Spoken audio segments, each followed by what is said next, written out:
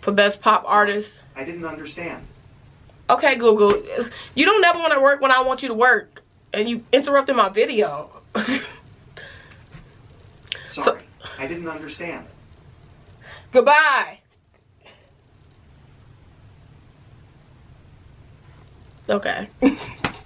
Thank you. Sorry. I'm sorry. I'm so sorry. I don't mean y'all to see me like that. But today earlier, my Siri and my Google Home was having a battle of talking to each other. And it was a mess. Around this time, every year, a certain list comes out and it puts the music industry in a frenzy. Like, every year, no one is ever happy. Fans themselves are literally attacking other artists on the internet because of these Grammy nominations. Like, every year it doesn't seem to fail. Like, people who are coming at Justin Bieber right now, they got it right too. But that's besides the point. And you say, Tony, why should we care about the Grammy Awards? One, I can't really tell you to care about it because technically, in real life, I barely care about it. But I feel like there are certain things that need to be said, especially about this year, because a lot of people are coming at different categories, and I don't know this year if it's warranted. Now, last year, okay, cool. And we can accept the obvious that, of course, everyone's upset that The Weeknd got snubbed. But in this video, I'm going to be running through what the Grammys actually is, because I think a lot of people have the voting process like really misconstrued because they just assume that as fans, we know what's best, etc, etc, etc. So, in this video, I'm going to talk about the breakdown, the Grammys, the voting process, and all that, as well as we're going to run through a couple categories because I got a couple opinions on some of them. Some of them are really good, and some of them are just like, you know, people got snubbed. We already know the obvious who got snubbed. So, let's just start from the top. In order to be considered for this year's Grammys, you had to submit your music between September 1st, 2019, and I think it's August 31st, 2020.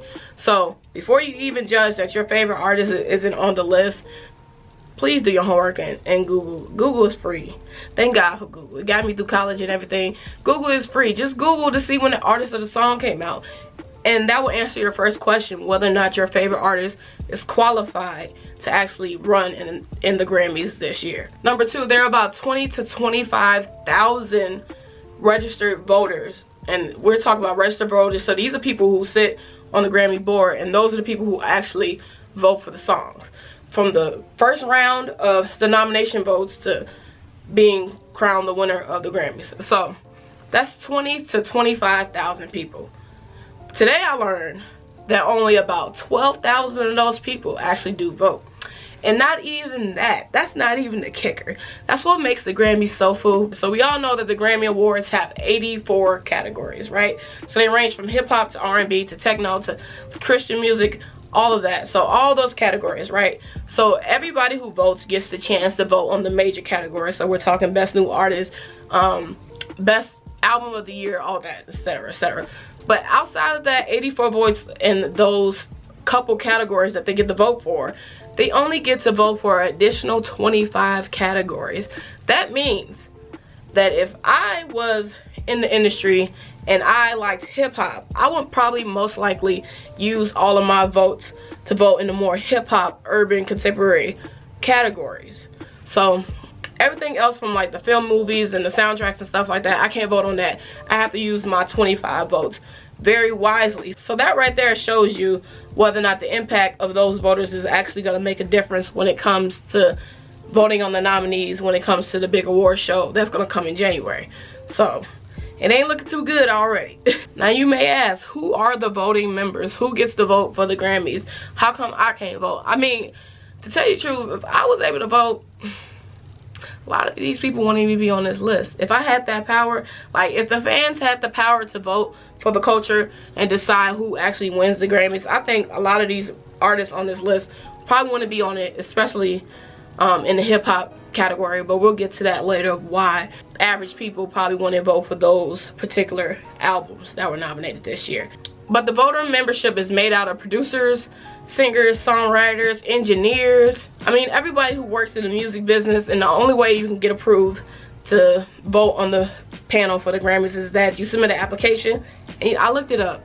You need like 2 references. It's like a college application. You need 2 references from someone in the music industry already. So basically, it's a clout game. If you got clout in the industry, you can probably figure out how to vote for the Grammys. Plain and simple like that. But the average person like me and you, they don't give a damn about what we think. They don't care that we don't like Yummy by Justin Bieber. They don't care because they're gonna pick it. We have no power. So this is another one of those award shows. It's just like, does it really matter? Because technically the fans have the last word. These are the consumers who are really paying the money to actually listen to these records, and they're promoting these artists. So after today, once the nominees are released, this is where the work actually begins. So this is when your favorite artist is gonna start going out there campaigning. It's not like when you were in high school and the principal, I got caught once trying to campaign, and the principal was like, you know, you can't give out pencils with your name on it to try to get votes for you to be class president. It doesn't work like that in the music industry. They want that to happen. So basically all the artists do, I hate to say it, hope I don't sound ridiculous, but they basically just kiss ass, pretty much. These artists are going to be campaigning. Now, because we're in a pandemic, it's going to be very interesting to see how these camps pull off the campaigning. Because usually, artists can just go to a city and say, hey, we want the voting members of Chicago, we want them to meet us at the United Center, and Megan Thee Stallion is going to play them a private concert. So when you get to the concert, they're going to have hors d'oeuvres, they're going to have wine, they're going to have all that, they're going to do all the special jazzy things that they need to do. Not only are they going to have Megan in the building, they're going to have Megan's people in the building, walking through the crowd, finessing pretty much, and letting the members know why Megan needs to be Best New Artist or Hip Hop Artist of the Year or whatever category she's nominated in. So after that, after all the ass kissing and everything that the artists have to do, no offense to any of them, this is not shade, but after the ass kissing, finally those voters are able to finally vote. So they vote, and then boom, that's the show. That's what you get. That's why so many artists have been quote unquote snubbed in past years. So let's say Tyler, the Creator, for Igor, he won Rap Album of the Year. That makes 0 sense. The whole album was like funk, disco, pop, all that. Even him himself said like, hey, this is not a rap album, and I'm tired of y'all putting me in album categories that don't make no sense. So that's a great example. So that's just that. So once you understand that about the Grammys, then I feel like you can really be able to understand why certain artists are nominated for certain things, and also why your favorite artist may not be winning this year. So before we go through the categories, let's just get into a couple artists of my particular taste. I feel like they got snubbed, okay? Let's start with the elephant in the room. The Weeknd got snubbed for his album that came out this year. And I just don't... And I started thinking to myself, man, what did he do to make them niggas that mad? I don't understand how that can happen. I mean, The Weeknd had one of the top selling albums this year. I mean, for damn sake, like, this man literally walked around and performed in bandages to try to sell this album. Like, he was just on the AMAs in bandage face to get recognized for this album. And what did they do? Gave him nothing. He didn't even have the pop category, which he usually fit in. Or it was just a terrible year for him. Like, poor Abel. Like, oh, poor baby. So now that we understand the nomination, let's just get into a couple of categories that I'm gonna be going over today. So for the first category, this is best rap performance. In my particular opinion, I wrote them down, so I'm reading from my phone, so don't even shade me like, oh, she's looking down, blah, blah, blah. It's like, no, because I have them typed out, okay? So my projected winner is going to be the Savage remix due to campaigning. Okay, so we already talked about how campaigns work and stuff. Knowing Rock Nation and knowing her team, I'm already knowing that they're on it right now, like, as we speak. So I'm going to say the Savage remix is going to win for best rap performance. But in reality, when it comes to good music, like, this was a fan's opinion, I would definitely put Dior Pop Smoke. That would definitely be like a no-brainer. I don't even gotta explain the reason why, how influential this song was when it came to the summer, even before and after his death. Like, come on now.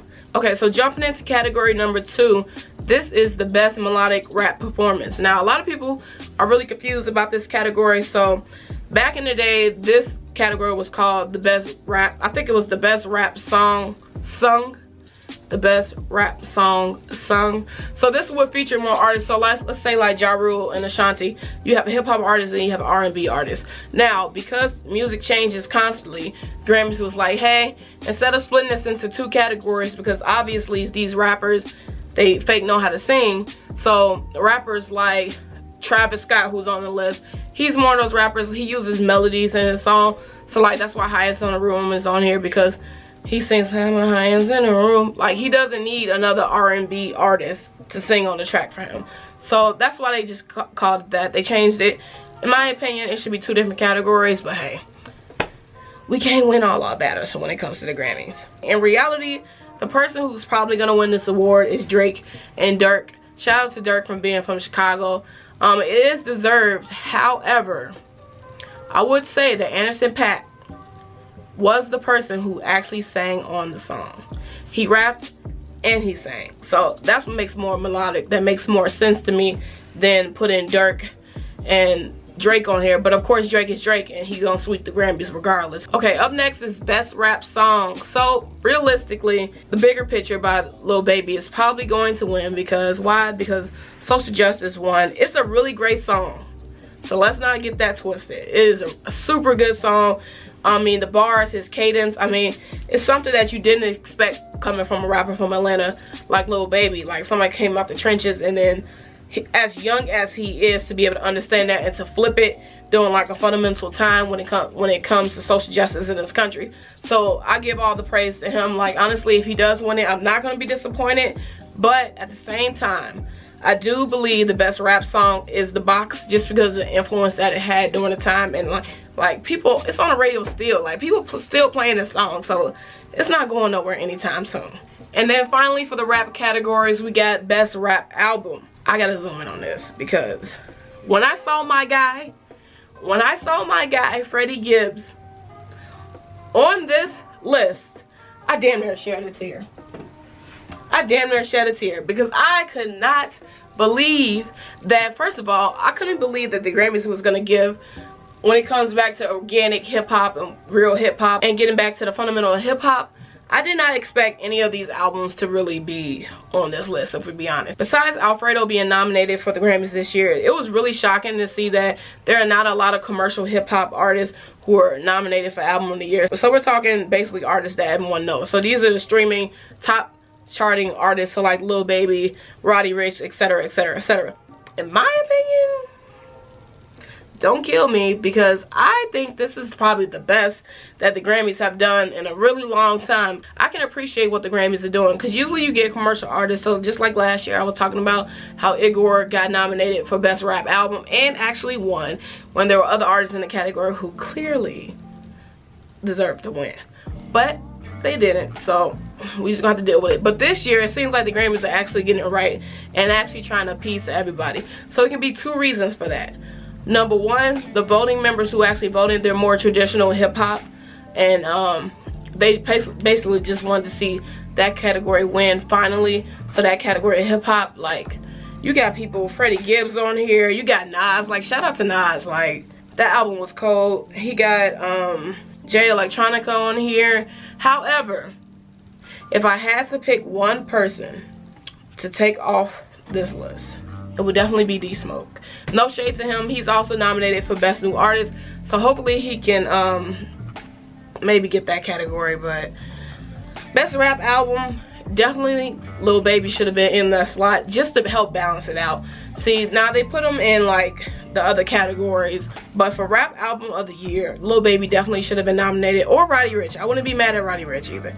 So it was really interesting to see the Grammys go that way and not necessarily listen to the culture, but get back to some of the values that we have in hip-hop and recognizing the great artists that we do have. So the last section I'm gonna talk about is the R&B section, because usually I'm more of a hip-hop person, so that's what you usually catch me listening to. But recently in quarantine, like, I've really been on my R&B train. Like, I've been vibing. There's a lot of good music out here. So if y'all know any good R&B, send it to me for sure. I don't mind doing reviews on them, but I'm more of an emphasis on hip-hop. But like I said, there are 2 individuals on this list that deserve their flowers, and I'm just so happy because this was one of my favorite albums of 2020, Ungodly Hour, the best progressive R&B album. Chloe and Halle are nominated for Ungodly Hour, and you can check out that review I did for, I think I did for Do It. I did that review, so you can go ahead and check that review out if you missed that on my channel. Besides Chloe and Halle, I do want to recognize Jhené Aiko for getting nominated for a Grammy. Album of the Year for Chilombo. I did a review on that too, so if you want to check that out real quick so you can understand why this album deserves to be on Album of the Year, go ahead and check it out real quick. But I do want to mention one thing when it comes to R&B. Someone special to me who deserves the world. Honestly, this woman is a creative. And when I talk about a creative, I'm talking about lives, breathes, and sleeps being a creative. Like, this woman, Teyana Taylor, was not nominated for any R&B category, and I have a problem with that. I have a problem with that because this girl deserves the world. When I talk about the album, not only that I think her last project before the album was excellent, the album was excellent, and it's the root of R&B. Everybody else in these categories, yes, I guess you could say R&B, but this girl is the essence of R&B. And so not only does she take time on her craft, and you can tell that from her visuals, she took so much time in this album. Like, I can't remember the last R&B album I listened to that was broken up the way the album was. Like, of course we all know she had her different studio sessions and they all gave you a different vibe, and honestly that's probably one of the best put together pieces of work. When I tell you, like, every track had a place in that album. It was incredible. So, and not just to mention her creativity when it comes to her music videos and how much she was doing when she was pregnant. Like, this woman was pregnant producing this great work for us, and she gets snubs at the Grammys. Like, we just don't deserve Teyana Taylor, and enough is enough. Well, that is it for this video. I hope you guys have more of an understanding of what goes into the actual Grammy Awards and the selection process, so that next year when these problems arise, we're not like, oh my god, what happened. But I would also like to note before I get out of here that when it comes to black art and it comes to black music and what we do as creatives, it's not always appreciated on large platforms like this, which is why I've been guilty of it. I mean, I feel like everyone's been guilty of it when it comes to shading the BET Awards and other black award shows like this. But I truly think at this point, after years of disrespect from higher up award shows like the Grammys, the AMAs, all that stuff like that, I really feel like as black people, yes, I'm talking to the black people out there, yes, as black people, we really need to just get back to our roots and hold the BET Awards to a higher caliber.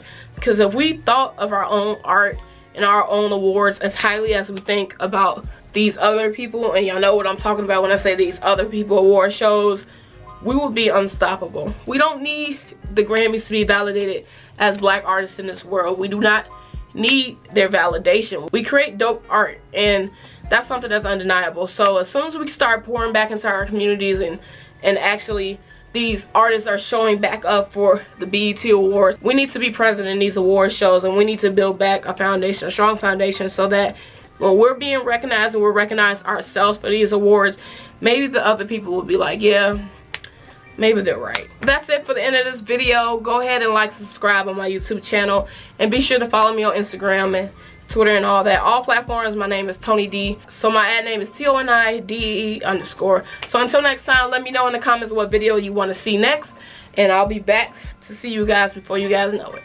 Peace.